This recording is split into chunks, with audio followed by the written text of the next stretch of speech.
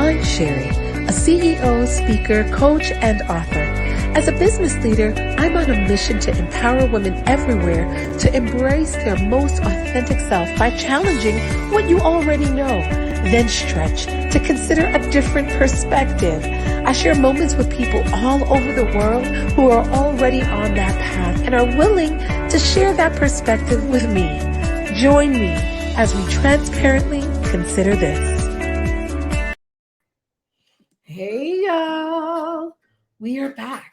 And this is the season 2 of Consider This, a Pretty Girls Work podcast. I am so happy that you're here.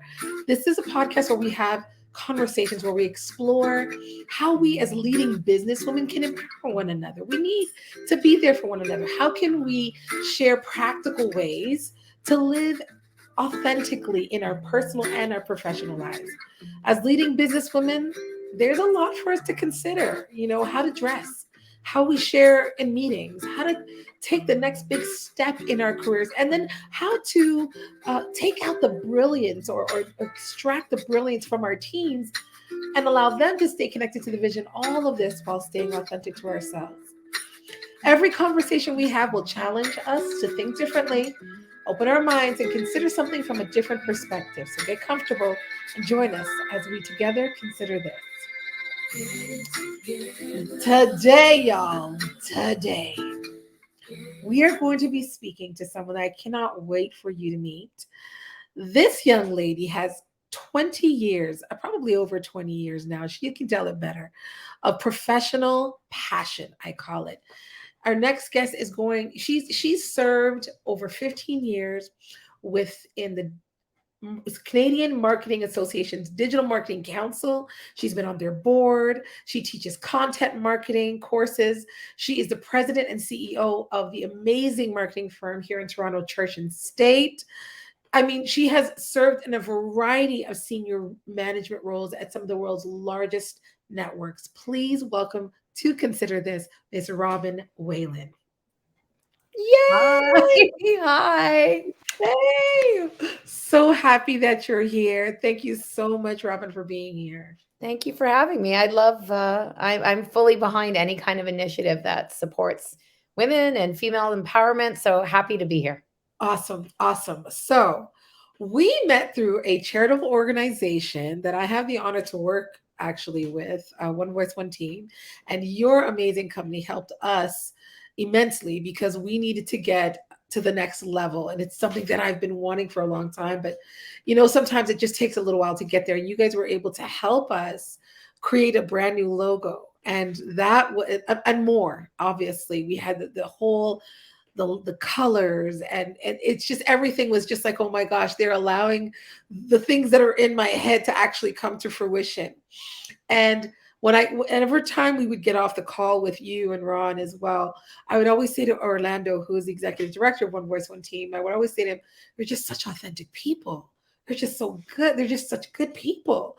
And I always wanted to delve into what made you so, what made you so authentic? And then we went on and we did some uncomfortable conversations with Orlando Bowen, and we did It's Complicated. And again, you were just very transparent and authentic with your own lived experiences and what you want to see our world to, really grow into.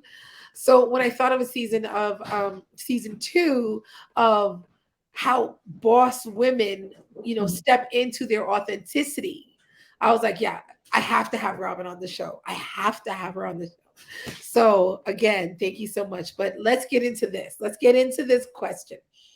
Tell us a little bit about how you grew up. And remember, this whole season is about the backstory, behind the scenes stories of how we became authentic leaders. We always see the glitz and glamour.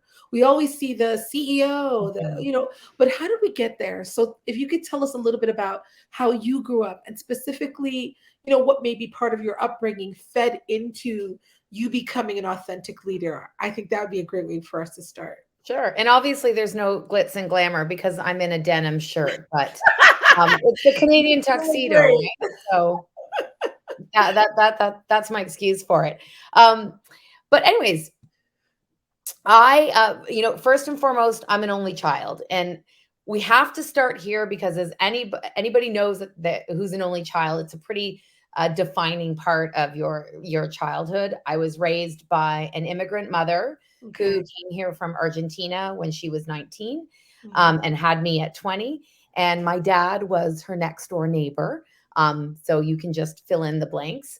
But we grew up, or I grew up with very, very modest means. My dad was in university when I was a baby and a toddler, and my mother took care of me while learning the English language. And the education system from Argentina to Canada was so different that she had to go back in school to get her high school equivalency.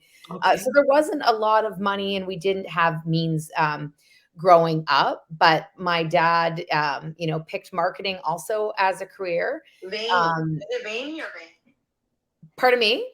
No, go ahead. Okay. So my dad only ever aspired to go into like what I would call middle management. And that's because his other passion and how I spent my entire childhood, his passion was athletics. And my dad is a nationally ranked race walking coach. Everybody laughs because they're like, what? Yeah, Wow. but a race walking coach.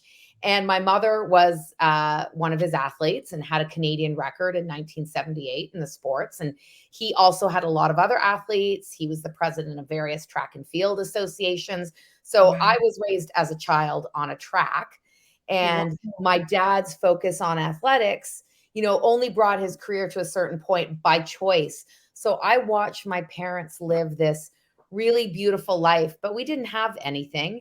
And it made me kind of want to follow in their footwork, in their path of like hard work and integrity and just really living. Like to this day, my dad and my mom and dad, they work every single road race, marathon race. If you're in Ontario and you see a big road race, chances are it's my mom and dad at the start line and the finish line. So that's kind of my upbringing. And humble means hardworking parents, but made a very concerted decision to pursue the thing that they loved, which was sport. Which makes sense now. So now I get it. So like you were surrounded by people who were being their authentic self. And And in race walking, if you know anything about that sport, like, I mean, it's a bit of a meme unto itself today, but not the most popular sport, but certainly it's growing. But my mom and dad loved it in the yeah, 70s and they championed it. My mom is a pioneer in the sport in Canada, and they wow. didn't really care that they were never as cool on the track. The sprinters and the long distance athletes and the hurdlers, they were always cooler than them, but they were like, I'm just going to race walk this race and I'm going to hold my head high. And that's my point. Like they did not allow status quo or what other people would say or do. So that tells me that they were very secure within themselves as to Oh, absolutely. this is what fuels me, this is what fills me, this is what I love, and so Yes. this is what we're gonna do. Yeah, I love that. absolutely. Yeah. I love that. So wow, that's interesting. Like you just gave me so much history, and I'm just like, wow, Well, who it's funny. I was knew? talking to my dad to say, which clubs did you run? He's the Etobicoke Striders, the Etobicoke Huskies, the Gladstone Track and Field Club. He's involved with the Ontario Track and Field Association. So I can't separate when I think of my upbringing, I can't separate it from that because Right. the track was my home. And as an only child, I was always on my own with adults around me, just doing the thing that I loved. And you saw authenticity, you saw resilience, you saw hard work, you saw tenacity, like you saw that you were always around that. You So got it. now that makes so much more sense to me You as to got it. why Yeah. you are you. So Yes. let's now get into the journey because Yeah. like I said, we see the glitz and glamour of the word president or the word CEO, and people get very enamored by that. And they don't see the 20-year journey of getting there, and they don't really see the pitfalls and the things that you had to experience. So this may be a weird question, but I would love to know, along that 20-year journey, where you were most discouraged in your career. I know a lot of people would like to tell me the best, memory, but I'd like to know where it was hard, Yeah. and what you had to overcome. Well, and I mean, there obviously like anybody, little things along the way. But if I think about this, I think, I'm a female in a very heavily male dominated field, like many industries. And I felt that every day from the very beginning, and particularly after I got married and I started thinking about children, the industry, advertising specifically, is dominated by late hours and not a lot of control over one's schedule. So Yes. I could not process, how am I going to rush home to pick up the kids at daycare and still manage to be seen at work? And over the 27 years now I've been in this business, I've been at 6 different agencies and 5 different global networks. And the path to the top was the same. Like, there's a saying that, every agency is the same. The only thing that changes is the carpet. And working long, working late, being seen, being flexible with your time, that's what it takes to succeed.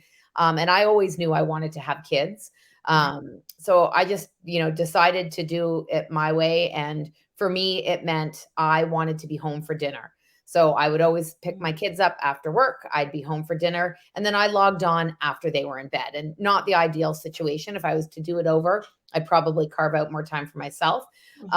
But I did it. It was how I could manage my situation. And no one ever felt that I wasn't present because I had little kids, because I was mentally present and, I was there at different times. And Right. so that was the first part. And I think the other part, perhaps the biggest part of my journey, was I was married very young. I got married at 23 the first time.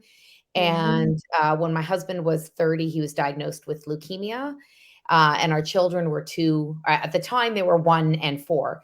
And he passed away from leukemia when we were both 31, and my kids were 2 and 5. And if childcare was an issue to be managed in my business, which it was, there is an exodus out of advertising amongst women in their childbearing years. It's just a fact. Yeah. I had to take care of a sick husband for a year, and then not only help him manage his cancer, but having to manage my own grief when he passed. And that felt insurmountable. There was 11 months between the time he was diagnosed and the time he passed away. And after he passed away, I was, kind of faced with this. Is there any way I can stay in this industry, which is plagued with late nights, when I'm now widowed and I have 2 kids on my own? And the thing that I knew was that I wanted to stay in the industry. I got a lot of fulfillment out of it. And I think because I was known to be a hard, honest worker, I had what I would call like proverbial equity in the bank. So the agency I was at while my husband was sick, and when he passed, they surrounded me with the accommodations I needed to manage my life. I was the first person at the time in the agency to get a BlackBerry so I could work from the hospital. Flexible hours. I stuck it out, and I've never left the industry. And now when people say, oh, you can't be a mom in this industry, or it's impossible for a woman to get ahead, I say I did it, and I do consider myself a really resilient person. And I can appear, I don't think so, but I've been told I can appear tough on the outside, but on the inside, I'm unbelievably soft, and I wear my heart on my sleeve. I speak very freely. And I think that this kind of style that was born out of life experience has, gained me respect amongst my managers in the past and my peers.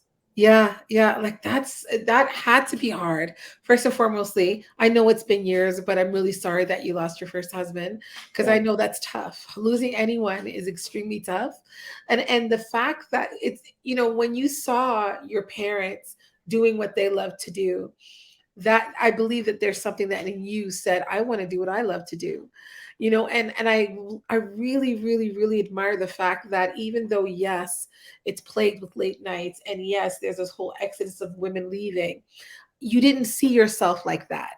I'm so happy that you were still like, no, I want to stay here. So what do I have to do to make it happen? And yes, that built resiliency, but I think that what that also did was say, and I'm hoping that when people will watch it, or are going to watch this and hear this particular conversation, that they understand that if there's a will, there's a way. Absolutely. You just gotta find it. You've got You to just, figure and it you just out. have to, maybe you bend the rules, you look at the problem from a different angle. But certainly there's a place, like many different industries and many different issues. There is a place for everyone if we find a way to make it work, and we've got the will to make it so. Yeah. And I mean, obviously you had some good people in your company that I knew your did. situation and that were ready to accommodate. But I wonder, what you would have had to do if you weren't that person to be open and say, this is my situation. And I think that's another thing that sometimes keeps us and again, we're talking about authentic leadership. Mhm. We're not always authentic with what's really going on in our lives because we're for fear of being judged or being looked upon as, wow, okay, so you've got a lot of issues, and it doesn't mean that we have to say everything that's going on in our lives, but it does mean that sometimes transparency and really just being authentic about what's real in your life, it'll work towards your benefit, because when people are able to hear what you're going through and you still want to be here with us and you still want to work, and that can work towards your benefit. So I think, I couldn't agree with you more, Sherri. I think that there is this idea that leaders look a certain way, talk a certain way, act a certain way. And, for the longest time, I was always like, I don't fit the role. I don't look the part. I don't sound the part. I approach things a little differently. But I firmly believe, again, there's a place for all different sorts and yeah, sizes. And my style is to lead with empathy. yeah. Um, and it's just who I am. And really, if there was an opportunity for me at an organization that didn't want that style of leadership, it wouldn't be right for me. Yeah, yeah, yeah. And I love the fact that you said you lead with empathy. And it's like this whole law of attraction again. You lead with empathy, but empathy was given to you as well when you needed it. So, just for those that are listening, lead with empathy. That's all I'm going to say about Yeah, that. I agree. It will help. Just be authentic. How much would you say passion plays a part in someone finding their most authentic self in leadership? And the reason why I ask that is because I'm a very passionate person. People speak to me and they hear it, they sense it. If you don't, then turn the volume up, because you will hear it. You will hear it and you will see it. I Even when feel I'm that. speaking, I can't do it without my hands or my body language or my intonation of my voice. And I feel that sometimes that comes across like, well, you're just a little excited, or you're a bit aggressive, or it's sometimes misunderstood passion. And there's reasons for that. I'm not going to go into those reasons Mhm. right now, but what would you say to someone who really wants to be authentically who they are in their own leadership role, in their own career, and their passion, they feel they need to dial it back? How much would you say it plays a part in someone finding their most authentic self? Well, first thing I would say, I would love to unpack the how passion is perceived, but that's probably Yeah, because it yeah, is often misconstrued for something else, and there are root causes and systemic issues that are yeah, behind that. But that's a yeah, conversation for another day. I yeah. would say that passion plays all the parts in finding Okay. your authentic self in leadership, all of the parts, because Yeah. if you are not passionate in what you do, it comes out. If you are not passionate, it comes out in the quality of your work, the timeliness of your work, or in the relationships you build with your peers. And you know that there's this saying, love what you do and you'll never work a day in your life. Like, Yes. I wouldn't go that far, because I love what I do. But if I won the lottery, would I still work in this career? I don't know. I think I might be in this business a little bit. Maybe I'd consult. I would definitely volunteer at hospitals, or I Mhm. would donate my time somewhere towards people. But the fact of the matter is that I am passionate about my business. Um, but why I'm passionate about it is because my business is it's the people that create the product that we sell. So our Mhm. intellectual property and our creative is done by people, and I really love the people aspect of the business, and I'm totally passionate about that. And I think that's, I would hope that at the end of my career, if they went back and talk to people I'd work with, they would say she was so passionate in helping me and mentoring me. She was honest. She gave me feedback. We laughed a lot. If she was upset, I knew it. I could feel it.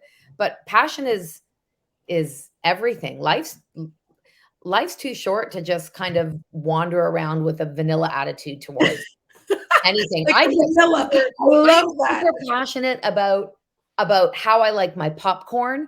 I'm super passionate about going on vacation. I'm super passionate about creating a good brand strategy for a client. I'm a Yeah. complete over the top Yeah.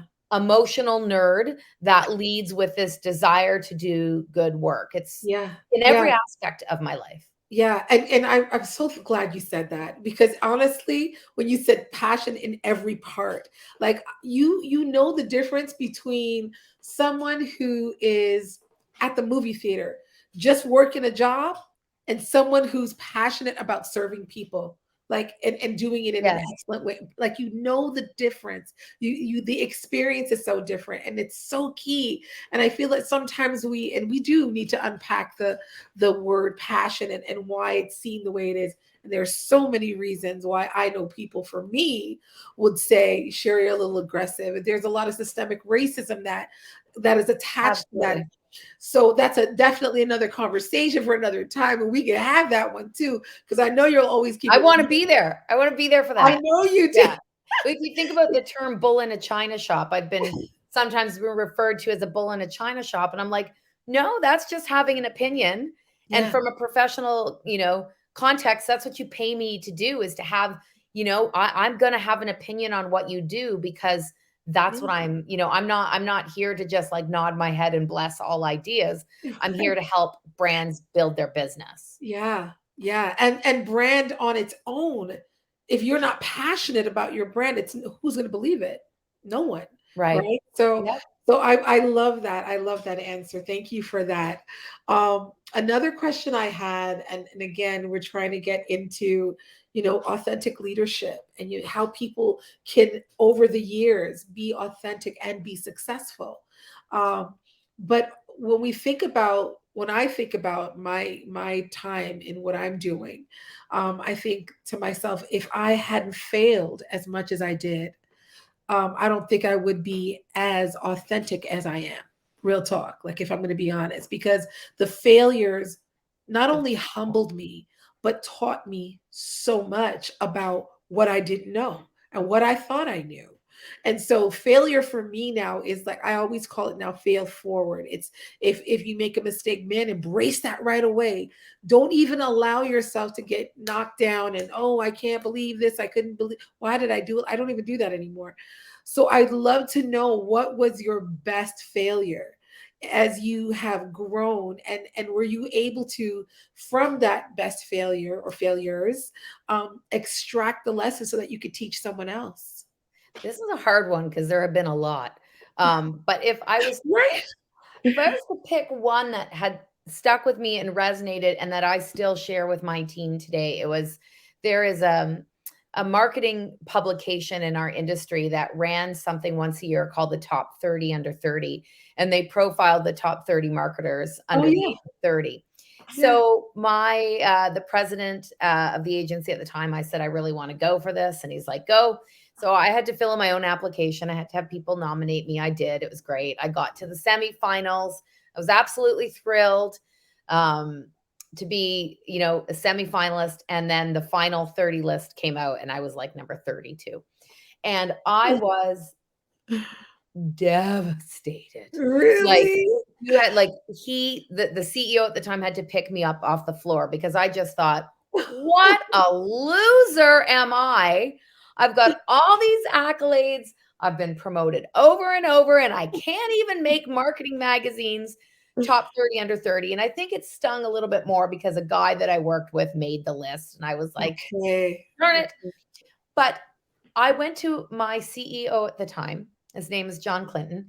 And he said something to me that I remember to this day. And I say it over and over and over, actually to my kids and at work, that he said, Robin, he's also a very tall man. And while I was having my meltdown, he came in my office. He sat on the floor of the office.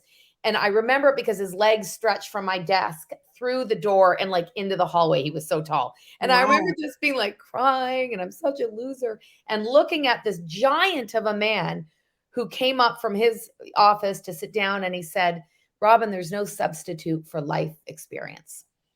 And I was like, and he's like, you've got to wait. All good things come to those who wait. And you push yourself and you measure your success in these micro moments. And there is no substitute. You're 30 years old. The next award is down, the next win, the next award, the next accolade. You got to cool it and put on the brakes and let experience deliver what is meant to be yours. And to this day, I think of it because I was in a rush to get nowhere. And I wanted this arbitrary award for what? And when I say I was devastated, I mean, I was devastated. And Mr. John Clinton's words of advice, they stick in my head. That would have been, well, that's almost 20 years years ago. Wow. And I remember it. I remember it to this day. So yeah, there's no substitute for life experience. Sometimes you just have to live and you have to learn. And that's the truth. I remember that's such good advice. And that is such a great lesson. I said to my own children as well, who are now all adults, I've said to them, listen, you can't substitute education for life experience, and you can't substitute life experience for education. Both of them are really important, and you need to be able to gain what you get from each one for different reasons. Yeah. But I believe that so much that all things come to those who wait. I believe. But you're blind.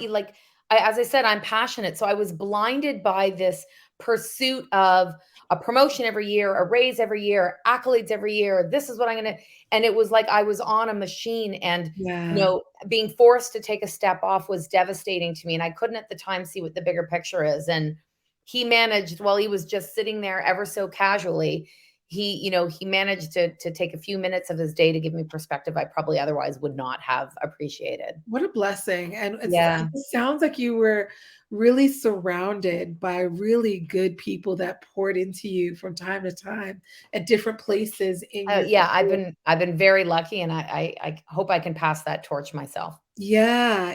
And I mean, like, that's, if anyone's listening right now, the podcast and the YouTube, listen, that's good advice. Sometimes we want to rush, as you said, to going where? Where are you going? Take your time. Take your time, pace yourself, and know that whatever's supposed to be for you, I say this all the time too, is for you, and it will come in the time that it's supposed to. But I love that. I love that you were able to just pump the brakes and just take a breath and be like, let's just regroup here. Let's regroup. Absolutely. This one thing doesn't define my whole career or define me as a marketer. Yeah. It's a thing. It's a thing. If you were to speak to your younger self now, with all of these years behind you and all of the experiences and all of the things that you've had to go through, what would you say to young Robin that would help her show up authentically in her business? Well, it's funny because I say, this was easy for me to think about, like what I would say, because I say it so often. One of my children, my daughter is 20. She's in university in Halifax, and she's a very similar personality to mine. So I find myself telling her what I wish I knew, which is I would tell young Robin, or anybody emerging in their career, to write down your successes, large or small, write them down every day. Read them every day, take note of them, and do this if only to get over the feeling that for me, I was always worried that I was not smart enough. I didn't fit the typical profile of a business leader. I always wanted, not a man. I worried that I just didn't look the type, act the type, sound the type. And if I had have written down these successes, big and small, it could be something as minuscule as getting a campaign out the door, under budget and ahead of time. I think that I would have told myself, you don't have to worry about being yourself, that there is room for every style of leadership. And I myself am a really open person. I say what I feel. I laugh a lot. I'm loud. I tell my clients the truth. And there is zero mystery to me. I mean, I will tell anybody anything about me. And while I'm 49, I'm comfortable with myself now. I wish I could have honored that when I was younger. Ooh, honoring the authenticity that you know and see about yourself. And I'm a little weird. Like, I know I'm a little bit weird. Like, I'm always... But embracing it. Yeah, like I like to drink white vinegar. I like white vinegar. I drink it. It's delicious. I love it. I don't like broccoli. I hate cooked vegetables. When I was younger, I was always like, everybody thinks I'm a freak. And now I'm like, you know what?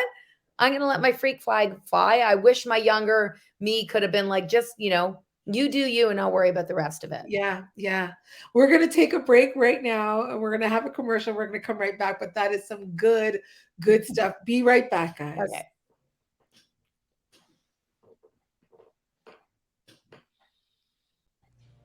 Tap into a sisterhood of women founders and entrepreneurs with the PGW sorority. Go to PrettyGirlsWork.com and click on Pledge PGW. Fill out your pledge form and pay your monthly or annual dues. Request access to our members-only Facebook group. Then join houses that are specific to your industry or the skills that you want to develop in your business. You can take advantage of free tools and resources and gain access to courses, workshops, masterminds, small group coaching, and private mentorship exclusive to members. Pledge PGW and start scaling your business today. Okay, we're back with Robin Whalen of Church+State. And she just said that one of the things that I think it's so profound that it can be missed. And that is embracing who you are. I have this statement that I used to say, I still say it to my Diamond Girls. I have a self-esteem program called Diamond Girls. And I said to them all the time, love yourself first, love yourself fierce, and love yourself for real. And I break it down for them. And the love yourself for real part is exactly what you just said. It really is just loving the fact that you love vinegar and you don't love cooked vegetables. Right I on. love cooked vegetables. That's a part of who I am. And I love that part of me. And there's so many other things as well that make us who we are. But that's the beauty of being who you are, that there's no one else like you. I love that. And I think you're right that if you are listening to this and you're hearing this, just embrace it and don't fight it. Don't resist it. Don't compare it. I know it's hard because the social media is telling you need to look like everyone else and sound like everyone else and follow the status quo. But I say, I challenge you, and Robin's here to challenge you as well. Break the status quo and just embrace yourself, because that's what's missing in your field. You are missing. What's next for you? What's next for Robin? What dreams, aspirations, and goals are on the docket for you? Professionally, I kind of came up with this realization maybe about 8 months ago, and it had always been there, but I was able to articulate it that right now what I'm really focused on doing is building an advertising agency that my 20-year-old self would have wanted to be a part of, and to build an agency that defies what people think and know of the advertising industry. So that means, an empathetic agency, an agency that cares about the people, that has flexible work schedules, that allows people from all different types of lifestyles and backgrounds to succeed. So that's the first one, is just to really create an agency that I would have liked to be a part of, that I'm proud to be a part of. Yeah. And I think outside of work, because work is just one part of who I am. Yeah. I want to now, I've got 3 children, one in graduate school, one in university, one in high school. I want to help them get through their post-secondary and just facilitate their dreams, not make their dreams come true, but somehow act as a facilitator. And my dad was always behind me, telling me I could do whatever I wanted. And he was so, in the 70s and 80s and 90s, when we were not talking about gender politics, he was so in tune with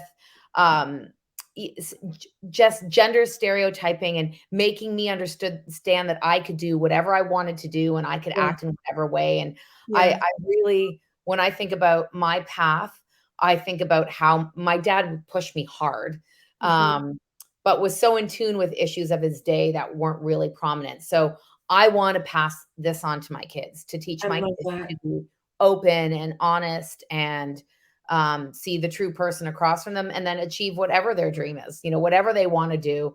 I just like to have a role in helping to make it happen. I love that. I love that. Helping young people actualize their dreams. You already know I'm already there with you, sis. So if you need help in that area, holla at your girl. Good. That's good. That's me. So we're coming to the end of this show. I really just want to say thank you so much again for being here and sharing your journey with us. It has been golden. We love to leave everyone with a compelling thought, just like one thought that you want the listeners to never forget. And usually we start the sentence by saying, if you remember nothing else I've said, remember this. So what would be that compelling thought that you would want them to never forget? Well, I guess compelling is in the ear of the beholder. Yes. But I have this, whenever I teach a course, I always end it with, you can't bore people into paying attention. and it's become a little bit of my mantra. I didn't come up with it. It was actually Second City came up with this line, but I have adopted it and I say it. And I'm hoping after 20 years of like, I'll just get squatters' rights to the saying, but you can't bore people into paying attention. So it doesn't matter whether you're talking brand strategy, whether you're talking a cancer journey, whether you're talking about empowerment or quality, you can be interesting and you can add levity and life into it. And that's what that's what I would hope to leave people with. Yay. I love What I that. deliver. I love it. I love it. You cannot bore anyone into paying attention. You have to Right? just be you and allow them to hear you. And I'm sure that they'll want to And hear. that's why I'm here today, Sherri, because I was so moved by yourself and Orlando, and was so open to everything you had to say, because you were compelling. So yeah, there's some truth in that. See? Thank you, Robin. I appreciate you so much. Thank you again for being here. We'll definitely have you back. We're going to have that conversation about Awesome. why passion for me can come across like aggression, but for someone who looks like you might just be, oh, she's just, Just little and passionate. cute. Yeah, She's absolutely. excited. I would love to talk about it. Let's talk Just it. let me know. Listen, we'll do it. We'll definitely, because that'll be a Okay. great conversation. Thank Awesome. you again for being here. Thank you. And we'll see you soon. Listen, everyone, if you are listening, please like, share, subscribe, hit the notification bell if you're listening to this on YouTube or on Spotify. Make sure that you're getting these conversations and pass it on to someone else who may be struggling within their career or their entrepreneurial movements, or just in their career, in their business. You want to uplift them. You want to give them something they can say, yeah, that's encouraging to know that someone like Robin Whalen has been able to do it, or Sherri, or whomever. Pass it on. This is Consider This, and we are so excited that you guys are on this journey with us. Continue with that. See you soon.